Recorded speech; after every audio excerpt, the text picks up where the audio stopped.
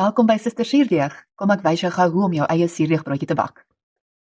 Jy gaan die volgende bestanddele saameng: 100 gram aktiewe suurdeeg, 350 gram water, 500 gram koekmeel of die meel van jou keuse, en 10 gram sout. Nou hierdie gaan jy lekker saameng tot alles mooi geïnkorporeer is en jy geen meer meelerigheid sien nie. En dan gaan jy hierdie deeg lekker knie. Dit hoef nou nie vir 20 minute lank geknie te word of wat ook al nie. Jy kan hom knie so lank as wat jy wil. Ek hou daarvan om hom redelik goed te knie dat die deeg 'n balletjie begin vorm en dan laat ek hom rus vir so 'n halfuur.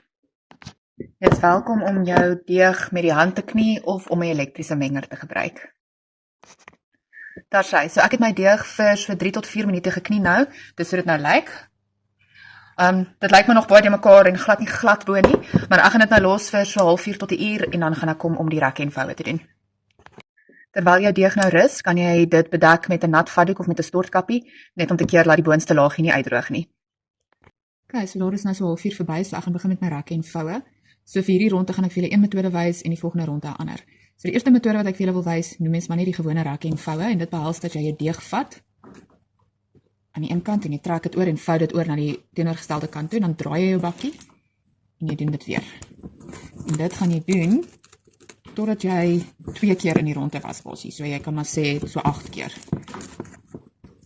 Jy sal sien hierdie help dat jou deeg net lekker sterk word. Dit gee vir jou deeg lekker struktuur. Jy sal sien hoe meer van hierdie rekke en voue jy doen, hoe sterker word jou deeg en hoe gladder word dit ook in 'n sin. Okay, so ek gaan hierdie nou weer vir 1/2 uur los en dan sal ek julle die volgende metode wys. Dit is nou al so 45 minute vandat ek laas kom rek en vou het, ek bietjie vergeet. So ek gaan nou vir die tweede ronde. So ek gaan julle nou die volgende metode wys. Mens noem hierdie 'n coil fold. So ek het nou weer my hande nat gemaak in die bakkie. Wat jy gaan doen is jy druk jou hande hier onder die deeg in en jy lig dit net so op. So dit gaan in jou bakkie vasplak, maar dit gaan hom lekker laat trek. So jy tel hom op so ver as wat jy kan en dan vou jy hom net vorentoe. En dan doen ek dit sommer net weer 'n keer, net nog so 'n paar keer, sodat die deeg lekker gerek het. Oeps, vergeet om my hande weer nat te maak. Kom net draai, dat hierdie kant ook kan afkom van die bakkie af. Hierdie werk maak dat jy 'n bietjie minder deeg het, maar dit werk deeg vir een broodjie.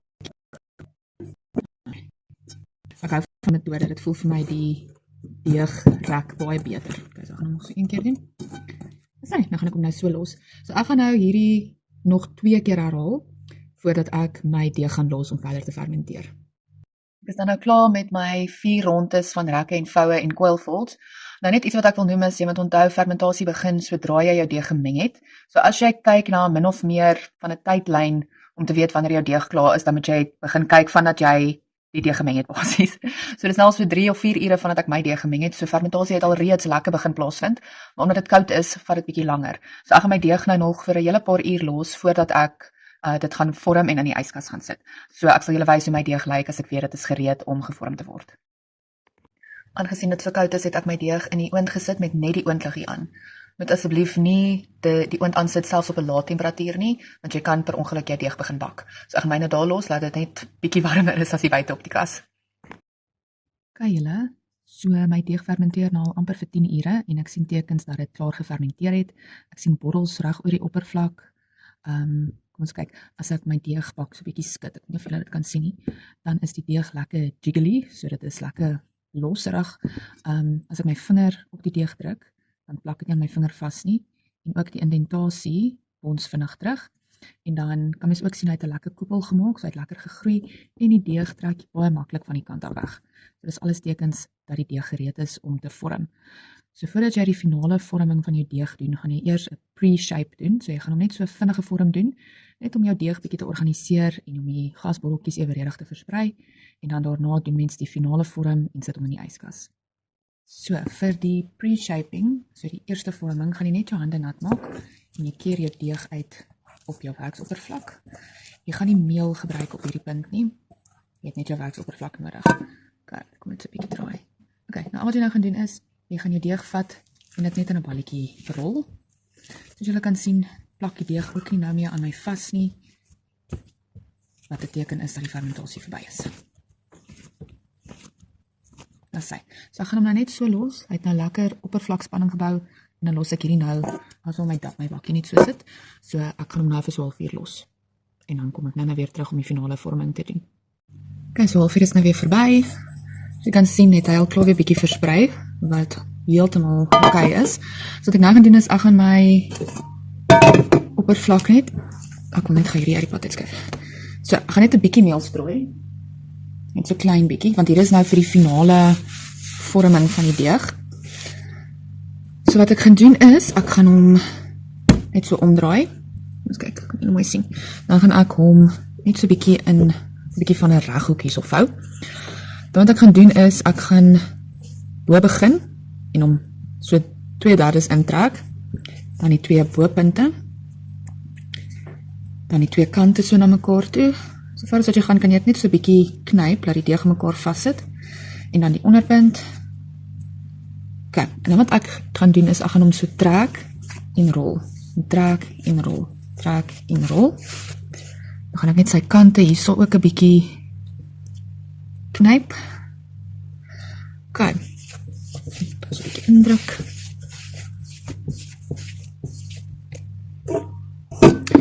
Volgende gaan ek dan nou net 'n gewone tea towel, 'n kombuis vadoekie, in my bakkie sit. En net weer 'n bietjie meel strooi binne in hom.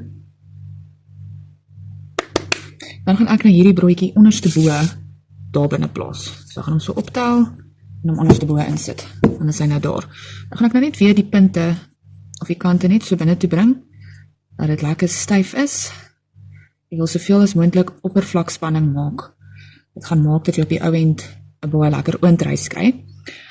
Wees maar versigtig met hierdie stap, soos ek nou hierso druk, hoor ek hoe bars ek van die botteltjies. Maar dit is ongelukkig nou iets wat gaan gebeur. Okay, dan gaan ek net weer 'n bietjie, met 'n klein bietjie meel daar sit. Okay, dan gaan ek nou my vatdoek toemaak, en dan gaan hom so in die yskas los tot môreoggend toe. Dan môreoggend, wanneer ek gereed is, sal ek hom uithaal en uitkeer en dan kan ons hom bak. Daar is 'n hele paar metodes om van te kies om jou broodjie mee te bak. So 3 wat ek nou aan kan dink is jou gietysterpot metode as jy 'n Dutch oven het, 'n oop bak. Ek gebruik dan sommer 'n koekpannetjie om die deeg in te sit, of jy kan jou broodjie in 'n broodpan sit. Nou hulle almal het presies dieselfde baktyd, dieselfde temperature. Die enigste verskil is dat jou brood stoom nodig het om lekker te kan rys en laat sy korsie nie dadelik baie hard bak nie. So vir die gietysterpot metode gaan jy net die deksel opsit. Jy gaan jou gietysterpot voorverhit saam met jou oond en dan gaan jy jou broodjie bak met die deksel op vir 35 minute. En dan na 35 minute haal jy die deksel af, want dan nou lekker stoom aan die binnekant gemaak. Met die oop bak metode, wat jy nou niks bo oor sit nie, gaan jy 'n pannetjie of 'n bakkie met water in saam met jou oond voorverhit en dan bak jy hom so oop in jou koekpan of waar ook al jy dit insit vir 35 minute. Na 35 minute haal jy daai water of die stoom basies uit die oond uit, haal jy bakkie uit. En dan as jy 'n broodpannetjie gebruik, kan jy of nog 'n broodpannetjie bo oor sit om hom half te seël vir stoom, of jy kan hom ook op die oopbak metode doen wat jy dan self stoom in jou oond aanbring. Okay, so vir al 3 gaan jy basies jou oond voorverhit tot en met 250 grade. Dan wanneer jy jou broodjie in die oond sit, stel jy jou oond af na 220 grade toe en dan bak jy dit vir 35 minute teen 220 grade. Na 35 minute haal jy of jou gietysterpot se deksel af of jy haal jou bakkie onder die oond uit en dan stel jy jou oond verder af na 200 grade toe en dan gaan jy jou broodjie vir die laaste 20 minute bak teen 200 grade. Ek verkies deesdae om 'n oop bak te doen, so ek gaan my broodjie in my koekpannetjie sit. So om te begin gaan ek hom net lekker spuit. Dan het ek nou klaar my deeg hier uit die yskas uitgehaal. Dit is hoe dit nou lyk. En wat ek nou gaan doen is, ek gaan net die deeg uitkeer in my pannetjie in. So ek gaan hom sommer net so oor sit en omtiep. En hoop ons sommer net, hy plak nie vas aan die, kan nie uitdoen, aan die vatdoek nie. Okay, dit bietjie vasgeplak en toe land hy nou skeef, so laat ek hom net gou hier inhelp. Dat sê, nou as jou fermentasie goed gedoen is, dan sal jou broodjie mooi sy vorm hou, hy sal nie nou versprei nie. Goed, so volgende gaan jy dan nou jou insnyding doen, so jou scoring, dit gaan net help dat die gasse strategies ontsnap en dat jou broodjie nie op snaakse plekke begin oopbars nie. Nou, so hierdie broodjie wat ek nou bak is 'n present vir iemand, so ek gaan hom mooi probeer sny. So ek gaan net 'n bietjie meel vat en die bo oor strooi. En ons gaan hom net so 'n bietjie plat vee soos dit. Dit gaan net maak dat jou patroontjie bietjie mooier uitstaan. Okay, so vir die dekoratiewe patroontjie gaan jy lekker vlak insny en dan vir jou insnyding waar jy wil hê die gas moet ontsnap, gaan jy lekker diep sny. So ek gaan sommer net 'n kruis maak vandag So hierdie moet nou lekker diep wees, né? Want dit is nou die groot insnyding. En sy, hier wil jy met mooi deurgaan. En sy, dan gaan ek sommer net koringblaartjies hierso doen. So dit is net 'n paar van hulle wat so lyk.